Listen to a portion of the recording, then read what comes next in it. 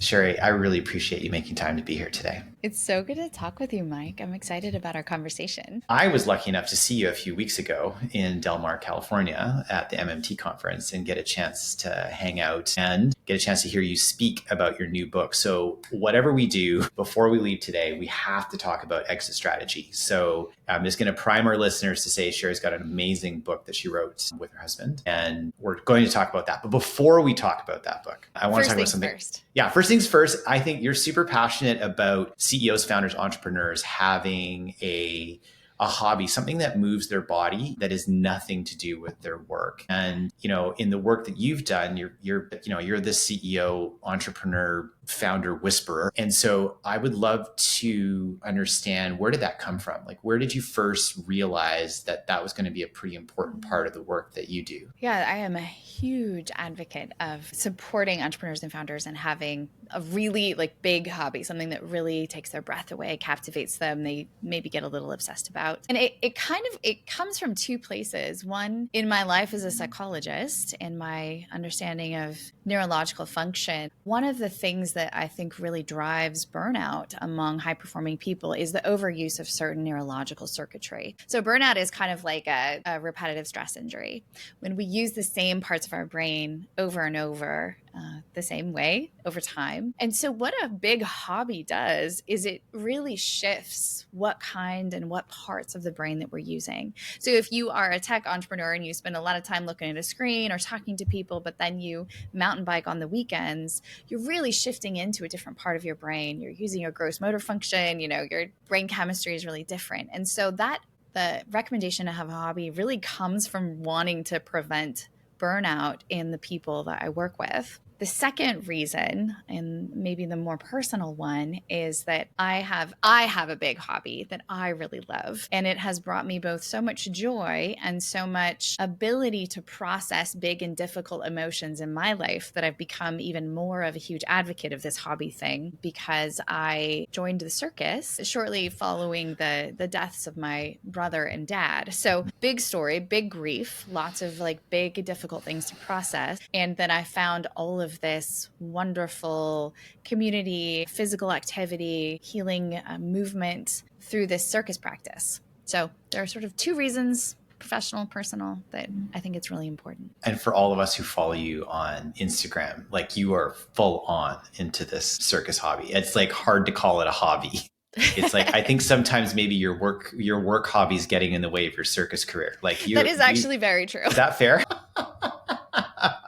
And I love it because we've known each other now for, I guess, the last 6 years. And from the moment that I met you, we met on a paddleboard in the Cabo.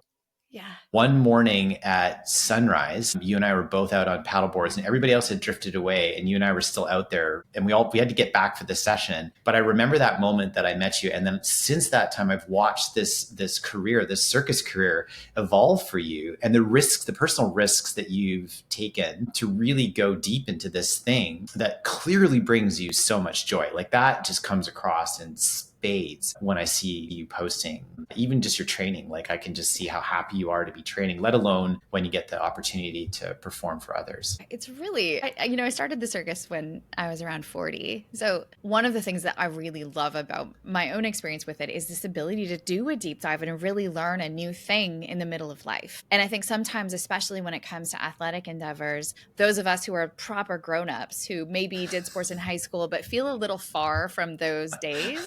Right.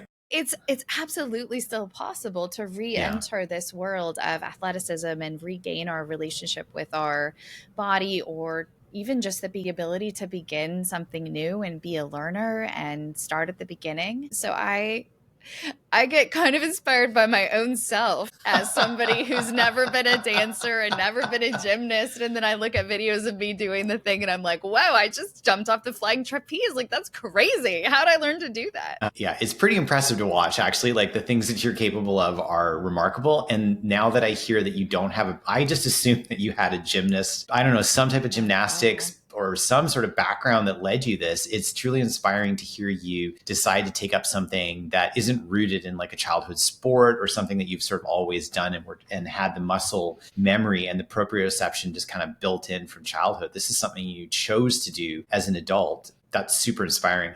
I want to just go back a little bit because you made a statement about burnout being a repetitive stress injury Mm-hmm. on the brain. And the first time I heard you say that, it hit me like a ton of bricks because I'd never heard anyone describe burnout in that way. And for me, what it did was it kind of grounded me in the fact that if it's repetitive stress and it's injuring my brain, the repetitive part of it is a choice on my behalf. And that really hit me like a ton of bricks. Like I can choose to not do that. And whereas I think when I'd considered burnout in the past, I would think of burnout as a description of an outcome. Like outside of my control, a thing that happened to me, not something that I had repetitively done that had led to that outcome. And that sat there hearing you say the words the very first time I heard you say this, and it just hit me. And it took me a couple of minutes to sit back because I was in deep reflection. And you kept talking, and I'm like, I can't even follow you right now because Like, who knows what she's saying now? Saying really smart things, but I'm still trying to process what you just said. Yeah. And I remember writing it down in my journal at the time and thinking, I got to come back and like spend a little bit of time thinking about this because it's not a way that I thought about burnout in the past. Yeah, I want to be really specific in the sense that as a psychologist, I feel really protective of people who are in an experience of depression or in an experience of anxiety or in any kind of a tough place, and us being like, oh, you did that to yourself, which I know you are not saying, but I also feel like we want to hold it gently. Yes. That said, burnout is 100% preventable. Yeah. Burnout is a direct consequence of the ways that we work. It is not organic to our brains. It is not part of our biochemistry. It is a result of how we work. And sometimes we don't have a lot of choice over how we work, right? Sometimes those tasks are given to us and the demands are made on us. And it feels a bit like, if I'm going to keep this link to my survival via keeping my job, I have to do this way. So again, choice gets a little bit sort of fluffy. Mm-hmm. But burnout is preventable. It's very much about the things that we're doing and the ways that we're doing them, our lack of ability to control our time, our lack of ability to work on things that are meaningful to us, our lack of celebration, or spending a lot of time on things that don't matter to us because external forces ask us to. Those are the recipes for burnout. It's not even doing hard work. It's doing meaningless work with high intensity. Doing meaningless work with high intensity. It reminds me of Marcus Buckingham's Strength Finders work when he said that, strength is something that you're good at and adds energy to your life. And a weakness can be something that you're good at that people rely on you for that takes energy away from you.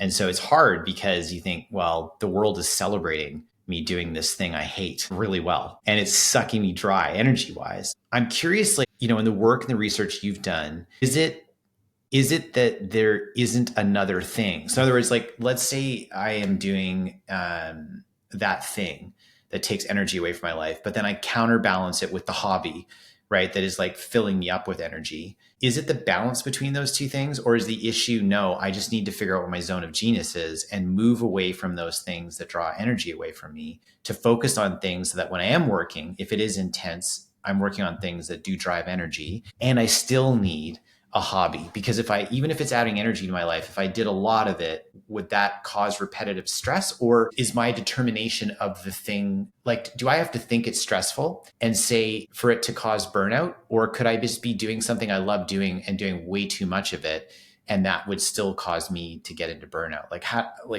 How do I need to think about that? Yeah. So there are several factors that contribute to burnout. Some of them are in our appraisal of our work, whether it feels important or not. Some of them are in just the pure overwhelm of the demands on us. So the accumulation of sleepless nights, of long hours, which that is a repetitive, right? If I'm working 12 hours a day, I'm just using that same circuitry over and over and over and over. And it doesn't matter if I'm having the time of my life, I'm still putting myself at risk because of the repetitive nature. Just like if you're playing tennis or pickleball or something and you're using your wrists the same way, you're having a great time, but you're still risking injury. Okay. So I think, optimally we do a moderate amount of work that's very meaningful to us. And we also have a hobby and really deep and meaningful relationships. That's sort of this like recipe for us to be in our zone of genius and have a sense of balance in our lives. A lot of us do this funny math where we're like, well, I'm working a lot, but I also have a hobby. So at least I'm buffering some of the risk that I'm doing over here by having this activity. Or I don't really like my work at all, but I'm really diving in and connected in my relationships. That's a buffer, but probably not optimal. I've never seen that work in my life. Like I just can't. Yeah. This concept of I'm doing things day to day that just don't bring me joy. But I've got a great marriage. I've got a great relationship with my daughter, and I've got tons of hobbies and a great friend circle. Doesn't counterbalance the fact that if I'm doing something day to day that just doesn't bring me joy, it doesn't fix it. So I feel like, I might push back on you a little bit because please. I do think that there are different ways that people value their work. You know, I grew up in a very like blue collar family. Like my brother drives a truck. Like he doesn't really care about his job. He listens to music and he like has a good enough time, but he has this beautiful vegetable garden and he like has all of these other things that bring him a lot of life. And so, you know, I think those of us who probably are listening to this podcast, who are leaders, are founding companies or running companies, we're a certain breed of human. Our mutual friend Doug Brackman would call us the driven ones. Yes. And so we are going to put a lot of emphasis on finding meaning and satisfaction via our vocation. Yes. But I don't think that's the only recipe for a meaningful life. I think it's a great recipe, but there's certainly plenty of folk around us who are like, hey, I drive a trash truck, but I get done at 3 and then I coach my kids' t-ball game and then I like, you know, do other things in my life that matter to me. So like the content of the work, like if I think day to day, if the work that I'm doing is exhausting my person and it's in a repetitive way, it doesn't matter what the work is, that's going to lead me down that path to burnout. It isn't so much about the fact that I might not be feeling my purpose fully alive in the work that I do. That's okay.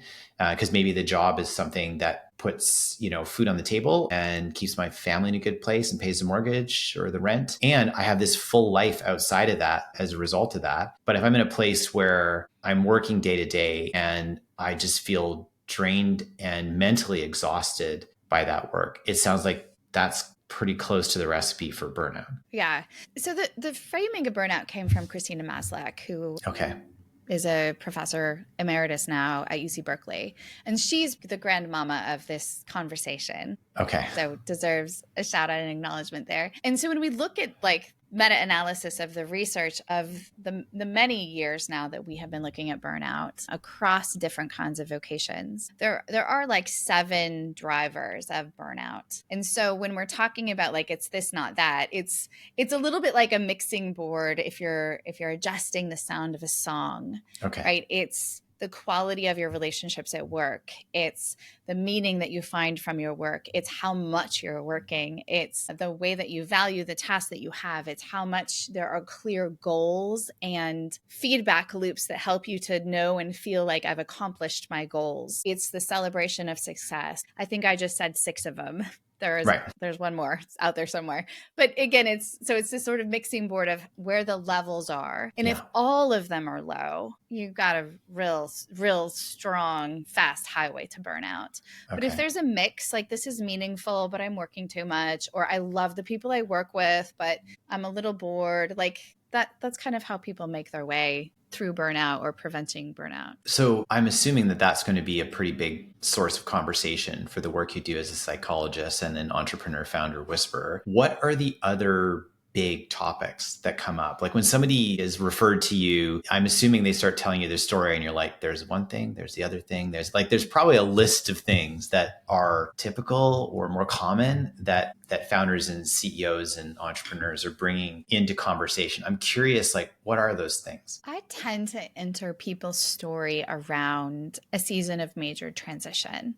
Oh, okay. And that could be a divorce. It could be the contemplation over selling a company or exiting a company, or it could be that a company's just grown really fast and, you know, a founder's gone from 2 employees to 35 and they're like, whoa, like what just happened? So usually there's some big momentum or big change that people are needing to get their feet under them and do a little existential inventory of who they are and what they want and where they're going. That's probably the most common category of how people come to be interacting with me. I also have this, I guess, strange little subspecialty specific group of folks that I work with where there's been something really challenging that's happened in their business. So the sudden death of a co-founder, maybe someone on the team died by suicide, like things that can reverberate through a company that can be somewhat traumatic for people. And they feel like they need the help of a trained psychologist who has a really sort of deep sense of the lay of the land with mental health and with trauma specifically. So often I'm coming in alongside to help a CEO or a founder in that kind of a situation. And so when someone comes to you, not in the second case, but let's say in the first case where there's a transition at play, like something is shifting in their world, what's the angst that's behind that transition? Is there like a common angst? Is it like I want to say midlife crisis because it could happen at any point in someone's life, but clearly there's a point at which they're like, I need help to unpack this transition that's going on right now. Is there, when you dial that back, is it the transition? I'm guessing it's not the transition that matters. It's obviously their perception of what the meaning is for that transition. Is there a common meaning that occurs in the background, or are there various meanings that are out there that people are applying to these transitions that are putting them in that place of needing to have help through conversation? I think there's some themes. One, whatever's happening has triggered a sense of loneliness, and people are like, I really need to talk this out. And for a variety of reasons, there's not a good candidate to whom I should be talking to. So right. They can't talk with people in their company. They can't talk with their romantic partner. Like, there's some kind of an isolation usually tends to be happening. And then there's a sense of the old strategies aren't working. Like, I used to solve problems doing this, and that, maybe working longer hours, maybe doing more hustle. And of course, this happens all the time in the life of a business where the thing that got you here won't get you there. Like, right. The old strategies don't work. You have to stop, pause, reassess what you're doing, how you're showing up, and then move forward in a different way. And the midlife crisis thing is not wrong. There is, for many of us, when we get to the middle of a story, and that can be anywhere from, 30 to 60, really, because we're also talking about the midlife of a business. I don't tend to work with a lot of really, really early stage folks at this point, frankly, because they probably just can't afford me. These middle of the life of the company moments where there is a sense of, I've been doing this, I've come to some level of stability or security or some patterning, and now I'm reassessing, like, do I want to keep doing it that way? Is this going to continue working? Do I want to continue growing this in this way, or do I want to change course a little bit? And then that conversation, I'm assuming in some cases, leads to the conversation of like, what isn't, like maybe exiting, right, is part of that. And so, like, what does that sound like? Like, somebody comes to you with, like, they're feeling in transition, they're not sure what's that. And then through conversation, it starts to become clearer and clearer that maybe it's just time. Like, it's just time for them to be in a different chapter of life. And the business that they're in, there isn't a way for them, or they don't feel that there's a way for them to adapt or shift the business in a way that's going to help to support what they truly want for this next season of life. Is that, like, what happens in that? All of those things. All those things. Okay. I think so. It's a little bit like having an adolescent child where you're like, they're really agitating me. Yeah. They seem to be really autonomous and independent and not want me around anymore. And sometimes the answer is they just need to go off to college or to their next phase. So sometimes there's this sense of asynchronicity, or like the founder is no longer the right person to be running the company for the next sort of iteration of the company's life. And the founder begins to feel that, like, the things I'm doing just don't work anymore, or I'm not good at this, or I'm tired of this. Another kind of situation that can trigger the conversation around exit is a lot of conflict between co-founders, where they have different ideas of what should happen with the company from this point. One of the things that's also kind of fun for me to talk about with people is that until they get to a point of really having a pause and looking at their company with some objectivity, some folks don't even really recognize the value of the asset that they've created. So sometimes it's just the conversation of me asking some questions around like, well, have you had any inbound interest about selling your company? And what do those numbers look like? And kind of like, why wouldn't you consider that or at least think about it? Many of folks found a company and they're in a relationship with the company, and the default setting is to be in the relationship with the company for a very long time. But sometimes that doesn't make any sense financially or even for the well-being of the company. What I think is interesting is that change is difficult for people, even when the current situation is not great and they don't want the current situation, but the lack of certainty of the future. Like, I'd rather choose a bad situation that I understand than go into an uncertain situation that I don't understand. And so, I guess if a founder gets trapped in that zone, then even if they feel trapped by their company, I know this company, however long, the 10, 20, whatever number of years they've been doing that business, the other side of that is just could be, unless they have an idea for what they want to do next, a giant empty vacuum. Mm-hmm. And do people get in that place where they're like, I can't possibly imagine, like they're so connected to the vision of themselves that is the founder of XYZ company, that the thought of not having that would literally create an identity crisis for them. And that's actually holding them back from ever even contemplating not having this business or not being part of this business that they're so intricately wrapped around. Absolutely. I mean, the identity enmeshment that a lot of entrepreneurs have with their companies is very significant. Not only in the like, hey, here's how I introduce myself at parties, right, but also at the neurological level. There's some brain scan studies that have looked at what's happening in an entrepreneur's brain when they're thinking about their company. And it's very, very similar neurological activation to what happens in the brain of a parent when they're thinking about their child. We spend so much of our lives and our creative energy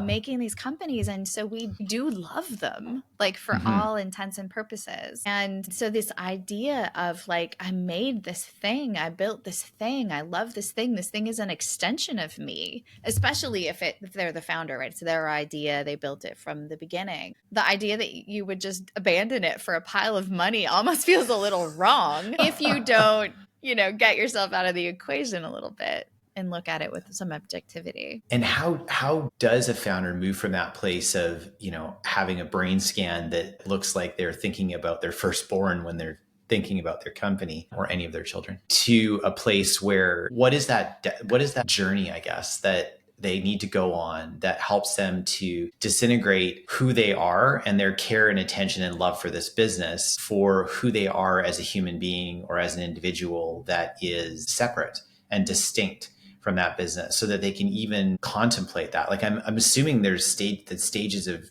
the 6 stages of grieving need to occur because there's an impending loss before they even get down that road. So what's that process like for someone who goes through that? I think a really lovely analogy is this experience of sending an adolescent off into their next phase. Often by the time, and I have a kiddo who is a second year in university, and so we've done this. Yeah.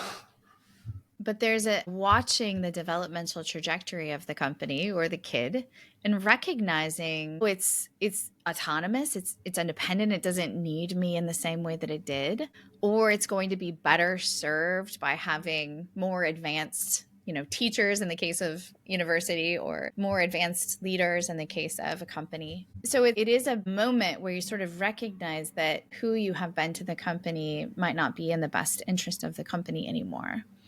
And that is painful. And there is no doubt that there is tremendous grief that goes along with these transitions. And optimally, there's also tremendous joy, right? This sense of like a job well done. You have made a company that is able to live without you, that is robust and strong, that is a valuable asset that can be passed on to someone else who wants to buy it. So we hold the both together, the celebration of like doing the thing, having accomplished this level of business development and autonomy, and also the sadness that comes when something ends that's important. So I've been in the entrepreneurs organization for probably that's like 23 years, I think, this year. And I think what's fascinating about this conversation to me is that when I've talked to friends that were founders that did exits, the conversation is about before the exit, when they start thinking about selling. The conversation is about, multiples of EBITDA. It's about, earnouts. It's about all of the like mechanics of engaging iBankers, like all the mechanics of actually getting out of this business, trying to get top dollar for it, all that kind of thing. And what I hear you saying is there's this entire inner journey that is so important that starts well before the contemplation of a sale. That's important through the sale. And that then the benefit of taking the time to do that work in advance of the sale pays dividends post sale. Because I can imagine if you don't do that inner work and then you get the check, which I know you've personally experienced this, and then you get the check, and then like the next day, well, you just don't, you don't do that thing anymore. It's just done. And now you're supposed to just, you're staring into the abyss, right? Like, I don't know what I do now.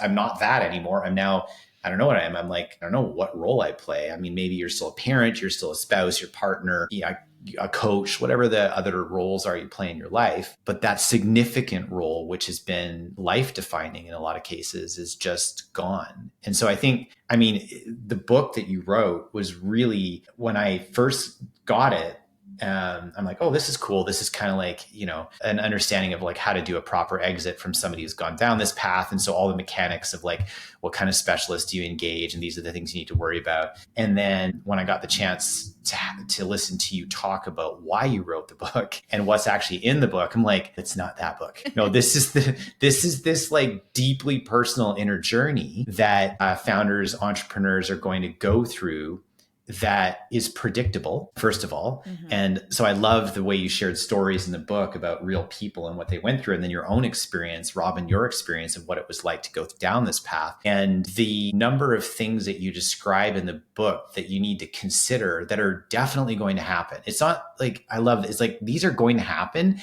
And it's your choice about making decisions of these things in advance or waiting until they happen after, and then you're making a decision in the moment. Even something, I'm not going to say as simple as, but like you get a bunch of money, people around you know you have a bunch of money, there may start to be requests for things. And if you don't think about that in advance and have clarity around how you want to deal with those requests, or make a statement well in advance about how you're going to do those things, then when they pop up, all of a sudden now you got to scramble and think about, hey, not only how do I respond to this request, but like how I respond to this request could set up a precedent in my family. It could set up a precedent in my friend network. It could set up a precedent in the philanthropy community. I might not love the precedent that I set accidentally. And I love how detailed you are in the book of describing that inner journey. And I'd love for you to maybe just talk a little bit about, I didn't mean to like steal the thunder by sharing all those things, but I'd love to hear your reasons why you sat down and decided this is a book that needs to be written, because I don't think there's anything on the market that covers the internal journey that you're going to go through when you do an exit. Yeah, this book felt very important to write because exits are this place that I see people fall apart.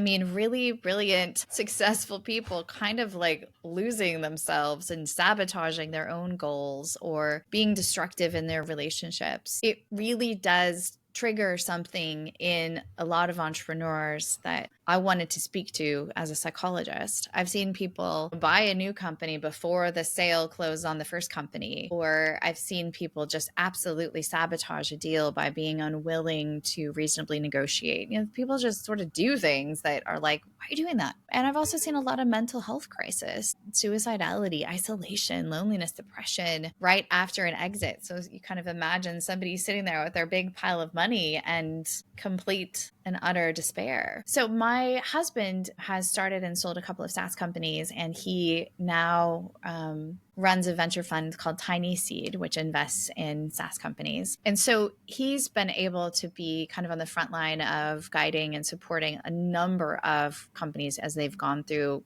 the whole journey. So he's got some reps with the deal flow and the process and the mechanics and techniques of that. And then I, of course, have the psychological experience as well as the experience of having been Rob's partner, his wife, Mm-hmm. while he was going through his exit, which is another thing I think we never talk about, is kind of these big transitions and the tolls that they can take on family members of leaders and entrepreneurs. So we combined forces and wanted to put out a book that talked about these deeper stories, the inner journey, the relationship aspects, but also gave enough content around mechanics and nuts and bolts that it would be kind of this one-stop shop for people who are contemplating an exit at some point. Although I will say that I'm hoping this book is really helpful to people really at any point in their entrepreneurial journey, because I think if you start a business knowing some of these things about how to end a business, you're going to set yourself up in a very certain way that I think can be very helpful to you in terms of some of these identity entwinement kinds of things that we've been talking about. It really struck me. So I'm just holding the book up for everybody who's watching on YouTube right now, so you can easily find it on the shelves when you're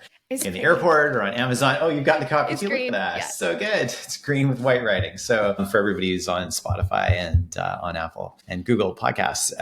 So, I think one of the things I've noticed in business, and maybe you could translate this just to life in general, is that like we're really good at starting things and really good at beginnings, and endings are hard. And I feel like, you've honored the fact that in this book of setting people up to say, hey, like, for most founders, this isn't a thing you're going to do to the end of your day. Like, hopefully you're not dying in the office hallway, or proverbially.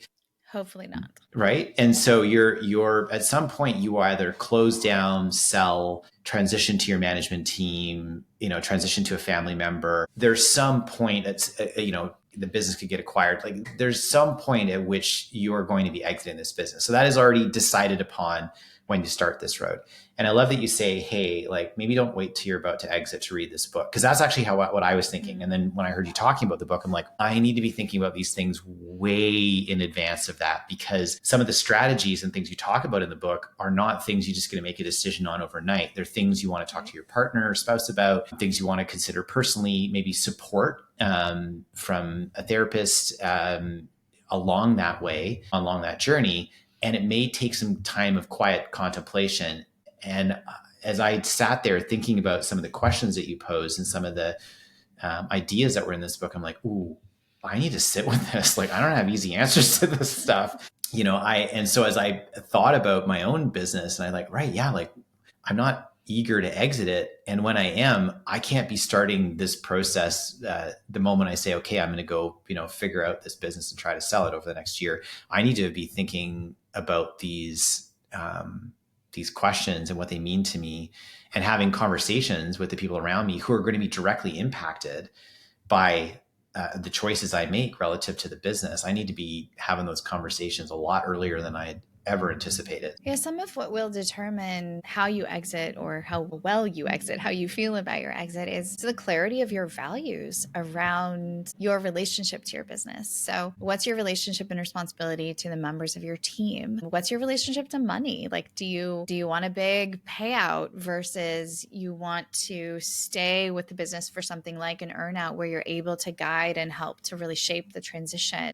Everybody has different sort of feelings about some of these things. And it's important that you know what your feelings are before you have a term sheet in front of you and are really, playing to the offer instead of coming to a conversation about exiting your business from a place that's very rooted in what is most important to you, and the knowing of that, which can help you negotiate what the exit looks like. What's been the biggest? So I'm curious, like when the two of you sat down to write this book, I'm assuming there was a portion of this that was cathartic, because you're like writing about your own experience, and so was part of writing this book a process of actually processing what you'd been through as a couple and what your experience of was an exit, or had you had enough time at that point to kind of process it, and it was through that processing that you decided to write the book? Like what came first, I guess? It's probably both. Rob exited his largest company in 2016, 2017. So it has been a number of years.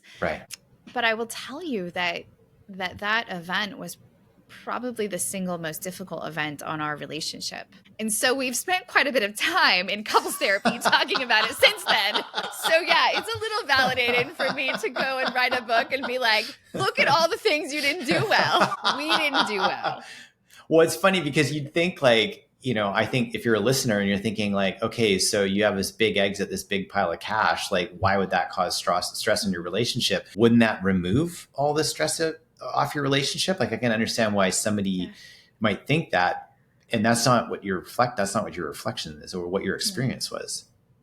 And I will just also say, like, that's what makes exits so tricky is that they are really difficult, but everyone around you is like, oh yeah, poor you, you're rich now. Like, Right. there's a real lack of empathy, I think, around this transition in a lot of our circles. Yeah. So the things that were super difficult on our relationship one was the sort of before the deal and the duration of the deal. So the duration of the process. Rob's exit took over a year from kind of the early conversations to when the deal was finally inked. And my husband is a very kind, generous, like he is just the person that you call when you're having a bad day. Like he is a lovely, lovely human. And during this exit process, he really sort of saw this as like his one chance to make the life-changing amount of money for our family. And so the stakes were really high for him. The stakes are high in an exit. But he kind of became this person who was cynical and short-tempered and was kind of like going obsessively line by line through the contract and fighting all of the terms. And again, he was really trying to secure this wonderful outcome for our family, but he became this person that I was like, who are you? I don't like you. Like, this is not, you are not my person. And I have so much empathy for us in that place and for other couples who are in that situation, because all he's trying to do, frankly, is for me, it's for our children, it's for himself. But the process of getting there was so unpleasant that it put a lot of tension between us, mostly because it just lasted a very long time. And then the deal's done, and that's wonderful. Rob and I both grew up very working class, like very limited means. We didn't really know anyone who had a lot of money. Our families never had a lot of money, and now we have a lot of money, and none of our friends, suddenly we're actually quite isolated. None of our family is helpful in this. None of our friends are helpful, and everybody's a little like, ooh, you fancy now. It was very othering, which is interesting. So again, poor little rich kids, but it was quite a set of things to learn, even just how to manage money differently, right? We're so worried about the acquisition of money, and now the game changes to the stewardship of money or the retention of money that you already have. Parenting feels different after an exit like that. Again, all of this is aside from like Rob's struggle of like, now what do I do every day, all day? Right. Well, I'm still working, I'm still doing my thing, and he's not. And I'm just like, this is our life now. Like, you play video games and I go to work. Like, why am I going to work? Should I be going to work? Like, so everything just got like scrambled. It's funny because like Sabrina sent me something. It's like a year, maybe last year. And it was this wonderful, it was an Instagram quote, and it was actually a little Instagram story. And it was just talking about a reel story. It was talking about the differential between, being a partner and being a provider. And which really, when you talked about Rob saying like, hey, I'm doing this for you, I'm doing this for all of us. But then the reality is, right, but like, you're not showing up as the like guy that I married. You're showing up as this provider who's trying to get the best deal possible, but that has an impact on our family. Similarly, when I've been under stress in my own business and I'm like, well, I'm doing it for, for my wife and daughter.